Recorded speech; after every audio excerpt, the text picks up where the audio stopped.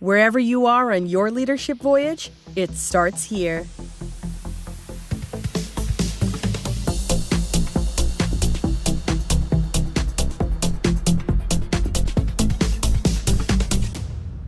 Hey everybody, welcome to another episode of Leadership Voyage, the podcast dedicated to your pursuit of becoming a great leader. My name is Jason Wick, and thank you so much for tuning in for another episode, Season 2, Episode 17. We have now produced more episodes in Season 2 than all of Season 1, and it is only July. Amazing. So I'm really happy to be able to bring you so much interesting content in 2023 and have had so many really cool guests who I've enjoyed speaking to, and I hope you have also enjoyed listening to. But I wanted to sneak in another episode here before my next upcoming episode with a new guest. And before I do that, a couple of quick reminders. The show's website is leadership.voyage. You can learn a little bit more about me and the show if you visit that site. There's a form to contact me through the site there, or you can email me directly, Jason Wick, at startyourvoyage@gmail.com. You could also find me on LinkedIn, Jason Wick. You should be able to find me with that search. Also, the podcast itself, Leadership Voyage Podcast, has a LinkedIn profile as well. Not too active on that one yet, but it does exist if you want to find that and follow it.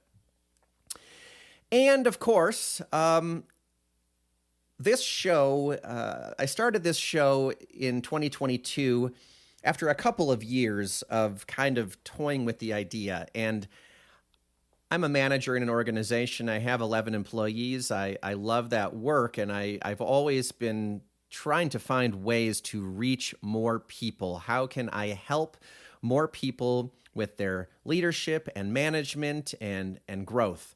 And I started this podcast in 2022. I'm not fixated on the metrics around this podcast, but the metrics are a reality. The metrics are what bring awareness to the show and help others find it. So when you as a listener enjoy the show, I ask of you to please go to the episode or go to the show itself, wherever you are listening. If it's on your phone through Apple Podcasts, or you're listening on your computer through a web browser on Spotify or wherever it is, go back to the show, give it a star rating, and that would be great. That's it. If you have a few extra minutes, writing a review would be fantastic, but just the star rating alone is helpful. It brings more awareness to the show and helps me with my mission of helping people improve their leadership, management, and growth. So thank you in advance for those efforts if you can do them. So today, we are back with another quick hitter. Where I've been doing in season 2 here are highlighting articles that I find interesting and worthwhile, something that you might want to explore a little more deeply, and I can bring your awareness to the article, the information, and whatnot. Sometimes I can tie some of this information into discussions we've had with previous guests. And today, it is an interesting write-up from Business Insider. The author is Sarah Jackson, and you can find links to the articles I reference here in the podcast show notes on your own. But this is a Business Insider story by Sarah Jackson. It was written June 24th, 2023. The title of the article is "Nearly 1 in 5 workers are loud quitting their jobs," a new Gallup poll says, and it's way more extreme than quiet quitting. When I was coming up with the title for this episode, I knew I was going to include loud quitting. Now, not because I really wanted it to be clickbait, although I'll admit it probably entered my mind like, oh, loud quitting, catchphrase, something people might find interesting. But it's because I had never heard the term loud quitting. Now, I'm not reading management and workplace articles every single day, but I'm reading several a week, and somehow I'd never come across loud quitting. Of course, I've heard of quiet quitting. It's been around, discussed openly for a couple of years, and the concept has existed, I'm sure, as long as work has existed. But I'd heard quiet quitting, but I had not heard the term loud quitting. And one thing I love doing on this show is when I haven't heard of something, whether it's psychosocial hazards or other terms, I like to bring awareness to it because I figure, well, if I haven't heard of it before, it's at least plausible that some of you haven't heard of it before. So again, this Business Insider story by Sarah Jackson, nearly 1 in 5 workers are loud quitting their jobs, a new Gallup poll says, and it's way more extreme than quiet quitting. One thing I love about many of the articles we get these days, and on Business Insider is no exception, they have bullet points at the top of the story that kind of give you just the rundown of what is in this article. And here are the 3 bullet points in this Business Insider article. First, it says nearly 1 in 5 employees worldwide are loud quitting at their jobs, a new Gallup report says. The second bullet point says their actions may, quote, directly harm the organization by undercutting its goals, Gallup says. And the third bullet is here's what loud quitting looks like in the workplace. And it made me feel a little bit better. Again, I thought, well, I guess I've never heard of loud quitting. I wonder how long this term has been around. And if it's been around for a while and I missed it, I won't feel badly about it, but I was just a little surprised I'd never heard of it. The lead sentence in this story says, you've heard of quiet quitting, but what about loud quitting? So that suggests to me that it's perhaps a new term. This Business Insider article calls out how Gallup's 2023 State of the Global Workplace report came out, and how 18% of employees admit to loud quitting, while 59% say they're quiet quitting. If you dig in a little bit more into this State of the Global Workplace report, now I'll admit I've downloaded it. It's 99 pages. I haven't read the whole thing. I've skimmed it. I don't perceive the State of the Global Workplace report and its surveys to have asked someone, are you loud quitting? Are you quiet quitting? They put employees into these categories of engaged, disengaged, and actively disengaged. And what they do is they characterize actively disengaged as loud quitting. And so these 18% of employees, and remember, this is globally. This story here is citing the Gallup 2023 State of the Global Workplace report. And what we're talking about here is a global survey. Just to give you the idea of the magnitude, it's including data from over 120,000 people employed across the world. So it is a significant sample size. When we talk about this loud quitting cohort, 18% of employees, Gallup estimates that this disengagement costs the global economy $8.8 trillion. Now, I don't know what the size of the global economy is, but what I will say for kind of a reference point is I looked up the United States. I'm based here in Colorado. What is the United States debt, right? And the United States debt is around $31 trillion. So to put it in perspective, the size of the United States debt is $31 trillion. And Gallup suggests that loud quitting costs the global economy $8.8 trillion. So about a quarter size of the entire United States debt. So it's a lot. It's a lot that they estimate it costs the economy.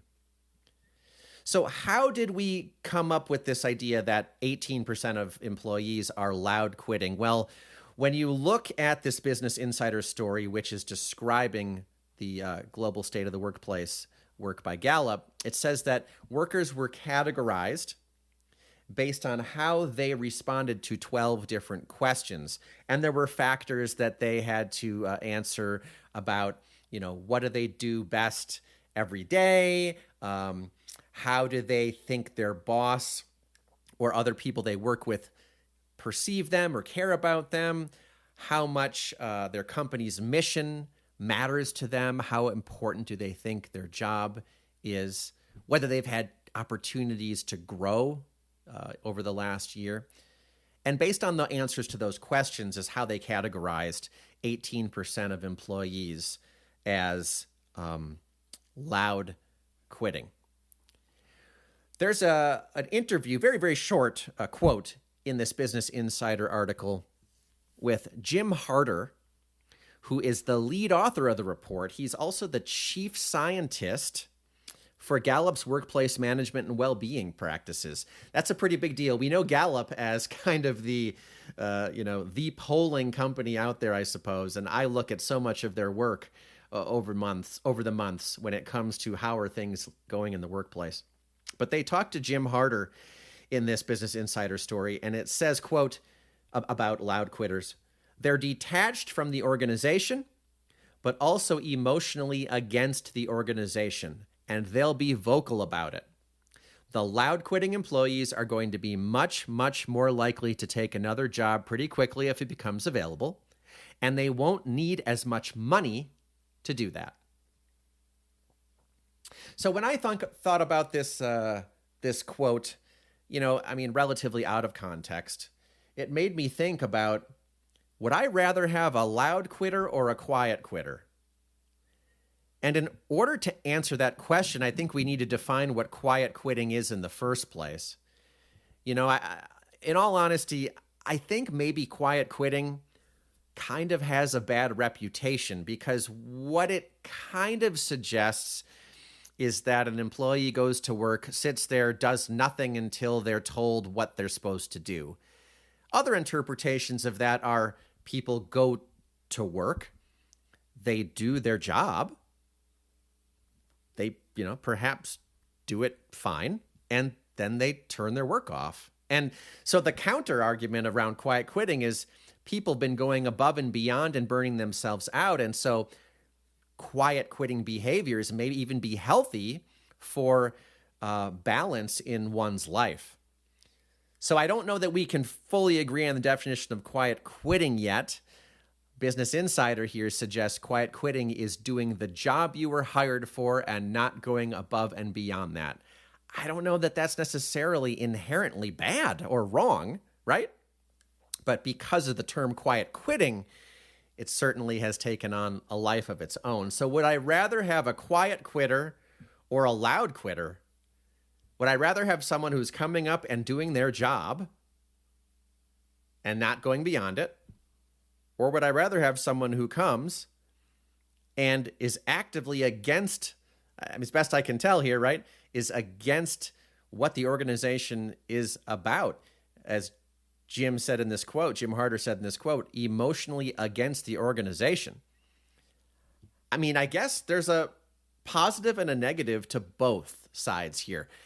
If you characterize quiet quitting as a negative, just for the sake of this discussion, I guess having a quiet quitter is bad because you don't know what's happening. You don't know that that's their mindset, maybe.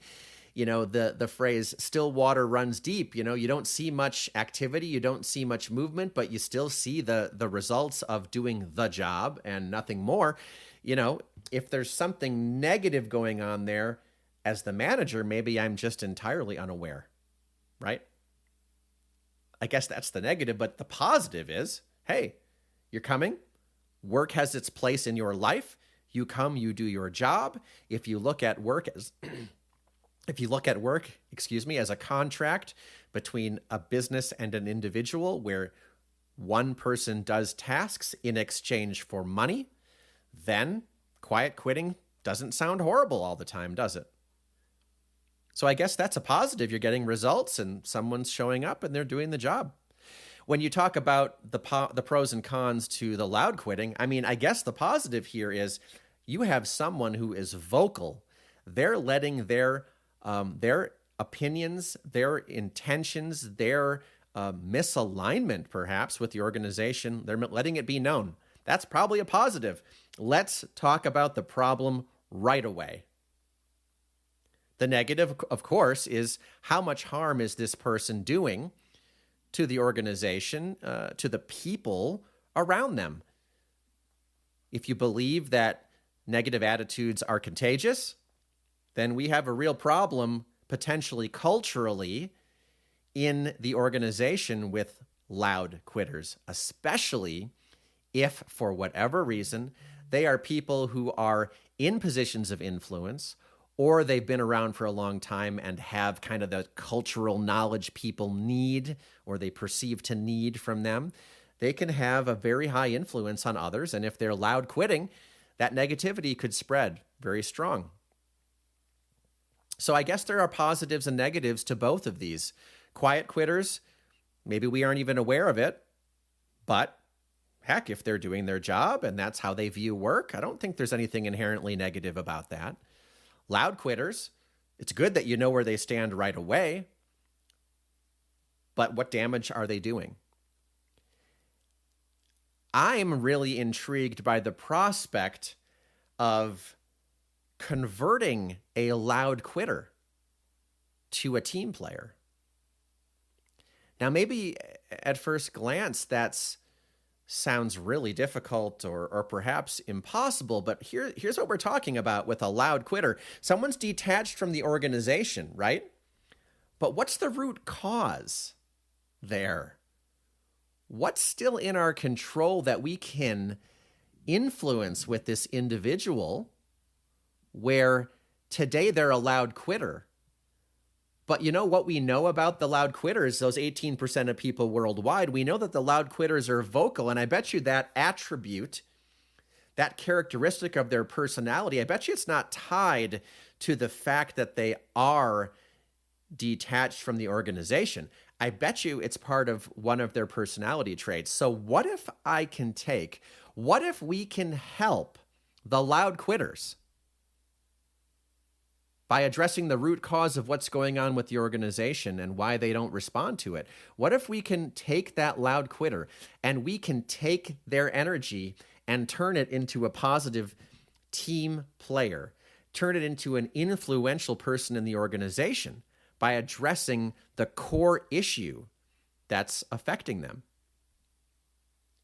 Now, I don't think I'm naive enough to think that, we can take all loud quitters worldwide and, convert them on some crazy, some kind of crazy outreach program where everyone suddenly loves their companies and they're on board and they're amazingly into it. Okay, I'm not going to say I'm that naive about this prospect, but imagine if you have, I don't know what, for those of you listening, imagine you lead informally, you have a few folks around you that you work with and you kind of lead them, or that you are indeed a manager or someone who has a higher level in the organization. Let's just say you work with 2 loud quitters. Maybe you could actually just take a minute now. Think about the people you work with based on everything I've just described to you. Do you work with a loud quitter? And if you've identified a loud quitter, maybe let's just say 2 loud quitters. Think about the negative drag maybe that those loud quitters have on the culture. But let's back off for a second and let's not blame the loud quitter for a second. Indeed, we can all take accountability for our actions, and even if we are against certain things in our organization, it doesn't mean that we have to, poison the well, so to speak, right? We don't have to do that. We can take other actions, we can take other choices, but let's just pretend for a minute that when it comes to the loud quitting, there's a root cause that isn't just about that person. It's really easy to write people off and say, there's a one-off situation. They weren't a good teammate. That person's, we'll write them off. They're a one-off because they just didn't understand what we're trying to do here. Well, let's pretend that the issue is systemic. Let's pretend that the root cause is that the people don't see the meaning in what they're doing. Let's pretend that the organization hasn't helped them connect their work to help understand why it matters and how that affects the world and how the organization's work affects the world. Let's just pretend that that's not happening. And let's just imagine that you, listener right now, me, speaker right now, as a person of influence in our context, as an informal leader, as a manager, supervisor, as a person in the C-suite, whatever you are, let's imagine that we could influence that person, one of those two loud quitters. What do you think would happen? Let's just imagine we have two loud quitters, and we took a different approach with them and said, hey, let's figure out what's really going on, and let's see if we can do the hard work to change your attitude by addressing some of the systemic things that are going on with how we champion what's going on with our organizations, or don't champion or evangelize what's going on with our organizations. And let's just imagine for a minute that we're able to shift one of those two loud quitters' perspectives. Now, most of the time I come on here, I talk about one of these articles, and I point out the things that all these articles say are what's problematic with the workforce, what's the issue, what's going on, why everything's falling apart, right? Why it's stressful to be a manager, why it's stressful to be an employee.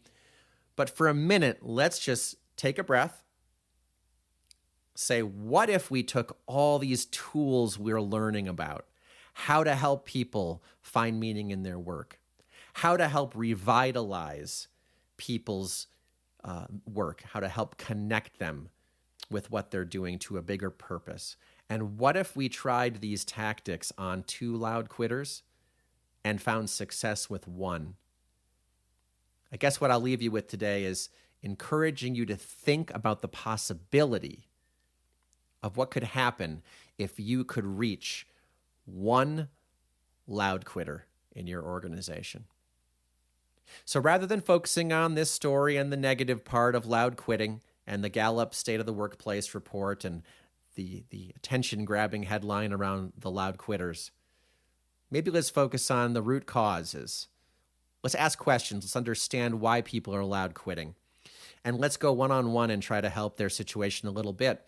It may not work, but at least we can say we tried to understand, tried our best to help others understand the purpose of their work, the meaning in what they're doing, the meaning of our organizations. And if we can convert just one loud quitter into someone who is an influential, positive force in the culture, I think that's a pretty big win. Until next time when we talk on Leadership Voyage, everybody take care.